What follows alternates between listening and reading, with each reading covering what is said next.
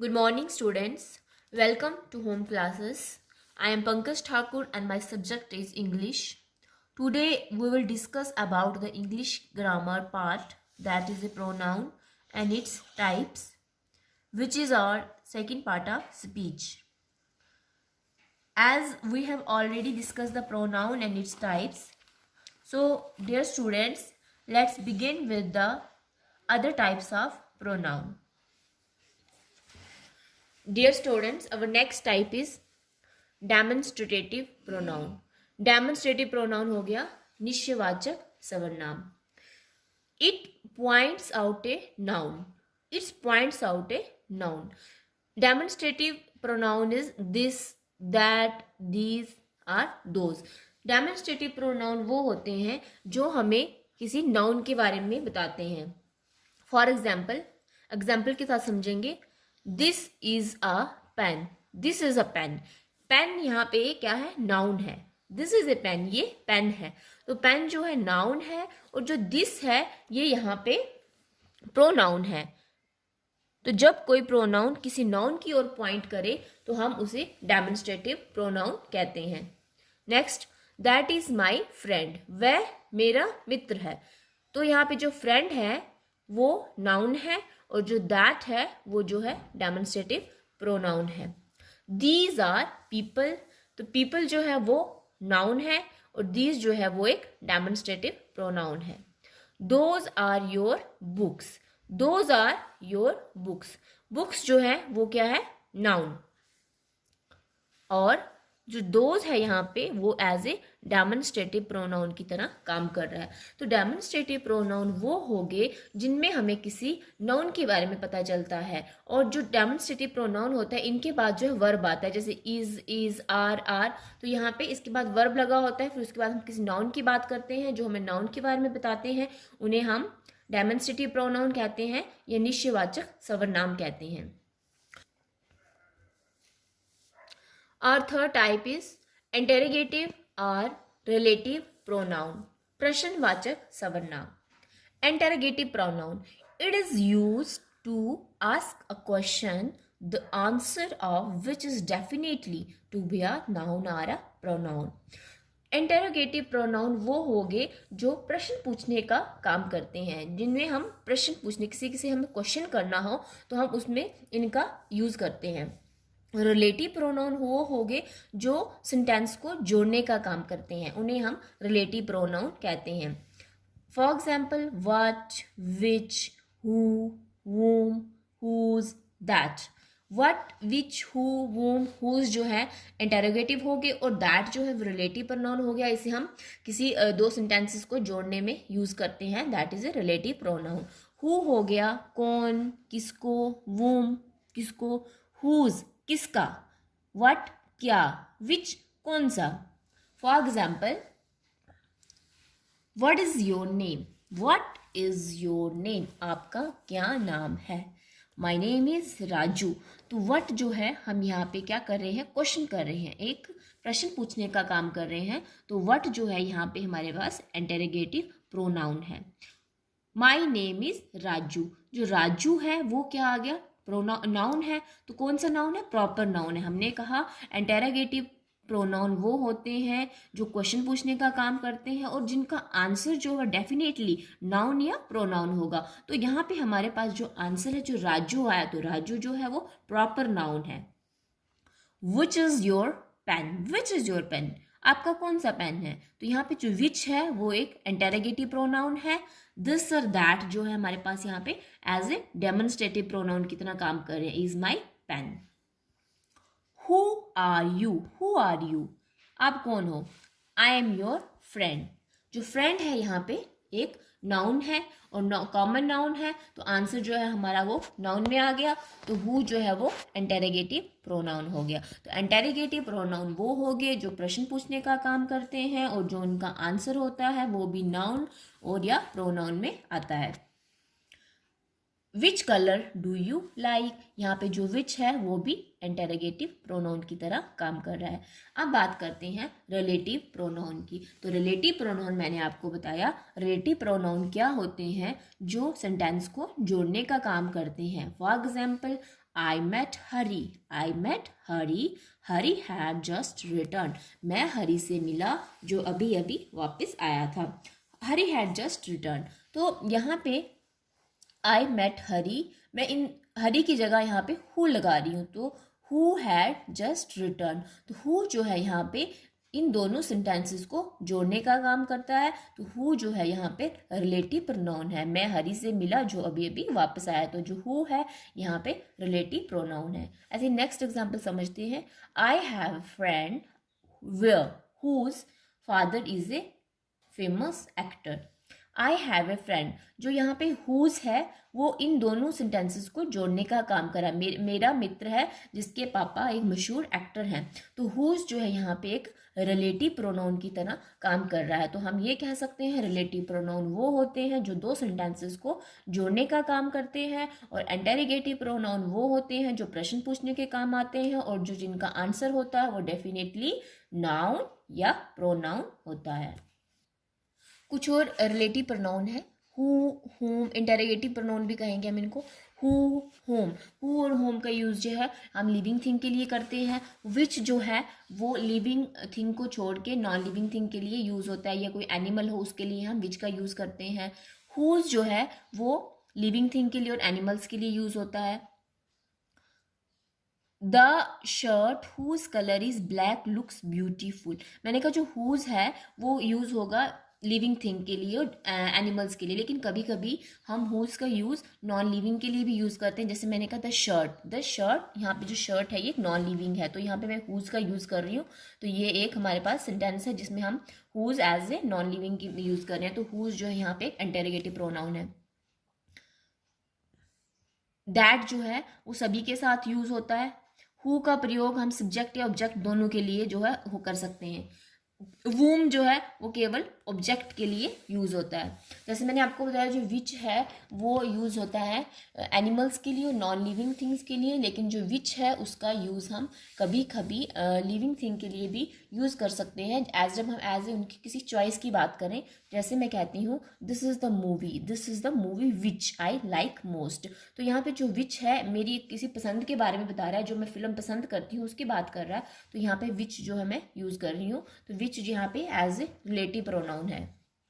This is the book which I bought yesterday was very helpful, ऐसे ही है। The shopkeeper that sold good in black was caught yesterday, तो यहाँ पे जो that है वो जो है रिलेटिव प्रोनाउन का काम कर रहा है। तो रिलेटिव प्रोनाउन होके जो दो सेंटेंसेस को जोड़ने का काम करते हैं, और इंटेरोगेटिव प्रोनाउन वो होंगे जो प्रश्न पूछने का काम करते हैं, और रिलेटिव प्रोनाउन जो हैं वो अलग अलग सेंटेंस में अलग अलग यूज होते हैं, वो अकॉर्डिंग टू सेंटेंस हम उन्हें।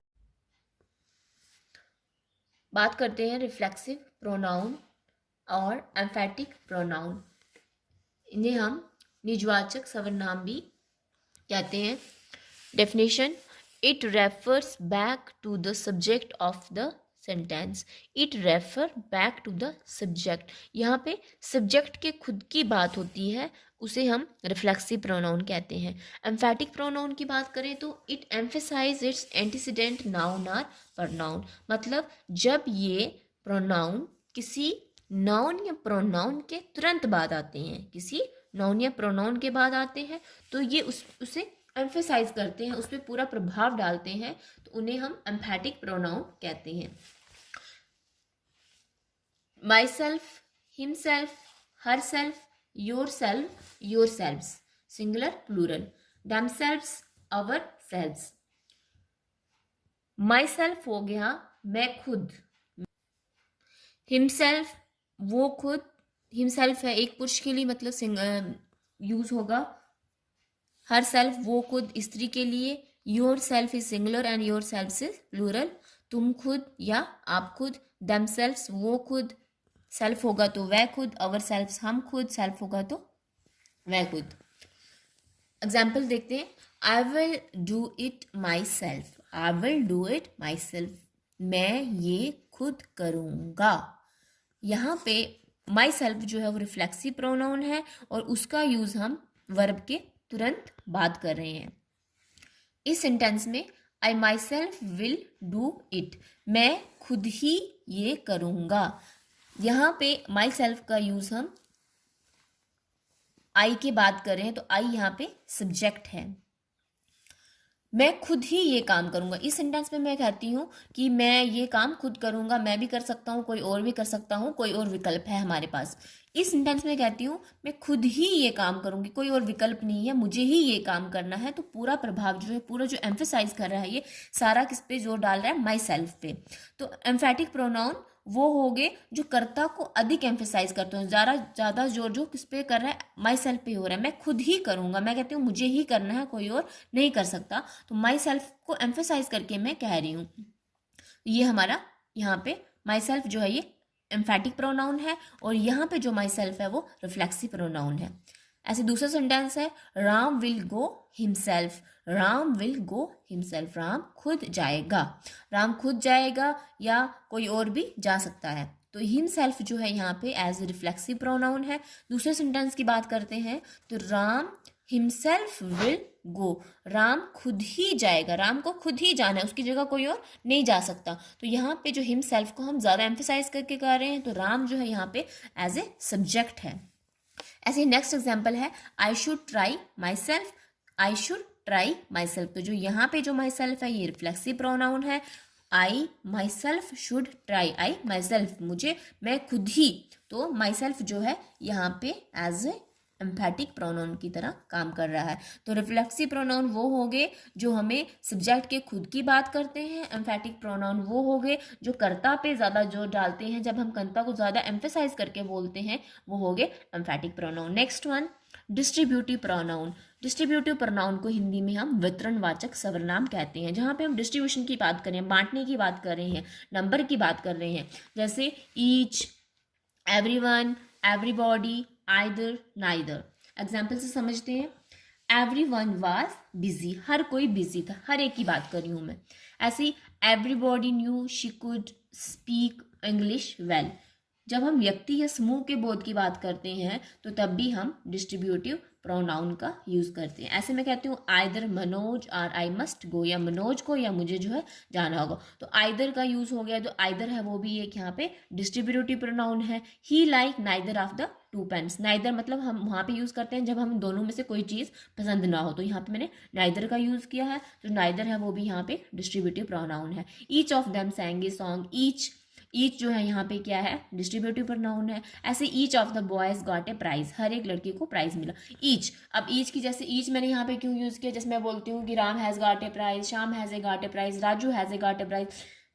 तो यहाँ पे मैंने 3 लड़कों की बात कर ली। अब तीनों का मैंने अलग अलग नाम ना बोलते हुए उन्हें एक ही वर्ड दे दिया, ईच। तो ईच जो है यहाँ पे हर एक लड़के को प्राइज मिला। तो हर जो यहाँ पे ईच जो है हमारा डिस्ट्रीब्यूटिव प्रोनाउन है। तो डिस्ट्रीब्यूटिव प्रोनाउन वो हो गए जो नंबर की बात करते हैं, जैसे ईच है, एवरीवन है, एवरीबॉडी है, आइदर है, नाइदर है। नेक्स्ट बात करते हैं इनडेफिनेट प्रोनाउन। इनडेफिनेट प्रोनाउन को हिंदी में हम कहते हैं अनिश्चयवाचक सर्वनाम। अनिश्चयवाचक इनडेफिनेट प्रोनाउन वो हो गए जहाँ हमें कहीं निश्चित चीज़ का ज्ञान नहीं होता है, जहाँ पे ये नहीं पता हो, एग्जैक्टली नहीं पता होता है, हाँ इतने ही आदमी है, इतने ही नंबर है। तो जहाँ पे हम अनिश्चय वस्तु का या अनिश्चय चीज़ का बोध होगा हमें, उन्हें हम इनडेफिनेट प्रोनाउन कहते हैं। जैसे समबॉडी, कोई व्यक्ति, कितने व्यक्ति? कोई व्यक्ति। समवन, कोई व्यक्ति। एवरीबॉडी, हर कोई या हर एक। नथिंग, कुछ नहीं। नन, कोई नहीं। ऑल, सब कुछ या सभी। वन, कोई एक। सम, कुछ या कोई। एनी, कोई। नोबॉडी, कोई नहीं। एनीथिंग, कुछ भी।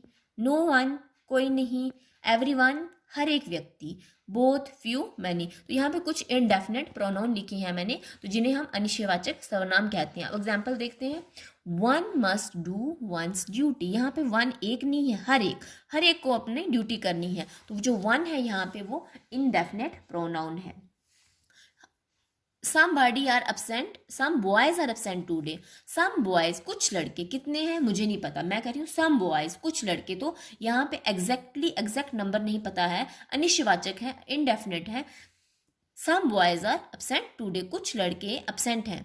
तो यहाँ पे जो सम बॉयज है वो इंडेफिनेट प्रोनाउन है। ऑल आर नाइस बॉयज, सभी अच्छे हैं। मैं बोलती हूँ जैसे क्लास की बात करती हूँ, आप भी 2-3 लड़कों की मैं बात कर देती हूँ, तो मैं एक एक को अलग अलग ना बोलते हुए मैं सबको कहती हूँ ऑल आर, सभी अच्छे हैं। तो ऑल जो है हमारा यहाँ पे एक इंडेफिनेट प्रोनाउन है। Next, man is my Aman is my brother, sorry, Aman is my brother and Raj is my brother. मैं दो की बात करती हूँ और अमन भी मेरा भाई है और राज भी मेरा भाई है। मैं दोनों को अलग अलग ना बोलते हुए मैं एक ही इनको वर्ड देती हूँ, बोथ आर माई ब्रदर, दोनों मेरे भाई हैं। तो यहाँ पे जो बोथ है वो इंडेफिनेट प्रोनाउन है।